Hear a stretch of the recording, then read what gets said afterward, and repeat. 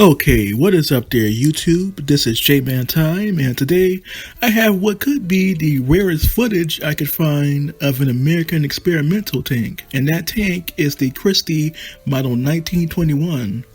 Now, the Christie Model 1921 was an experimental medium wheeled-cum-track self-propelled gun tank designed between 1919 and 1921, and it was designed by the famous J. Walter Christie, the same man who invented the spring system later used on many Soviet tanks during the Second World War, like the T-26, the BT-5, the BT-7, and even the T-34. But one of Christie's earlier tanks was the Model 1921, which was an experimental medium wheeled-cum-track self-propelled gun tank from 1921. Now, this vehicle had a main armament of one 57mm 6-pounder shotgun. Its weight was 14 tons.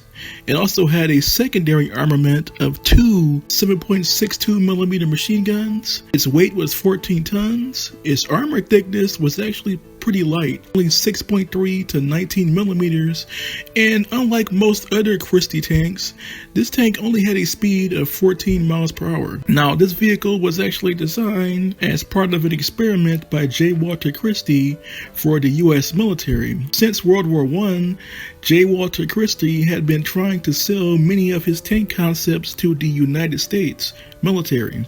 So in 1919, he offered to design a variety of high-speed and low-speed self-propelled gun tanks, the Model 1921 being one of the many prototypes that he would eventually design. This tank was actually tested at the Aberdeen Proving Grounds in June 1921 and again in April 1922.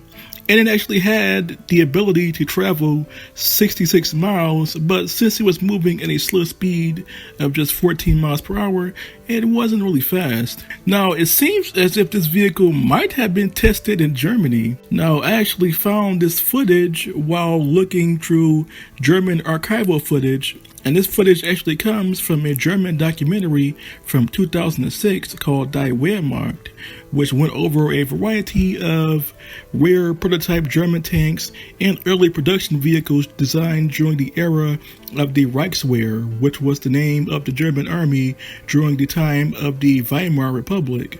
So I'm not sure if this tank was actually tested in the Weimar Republic, but this footage was actually found in that documentary.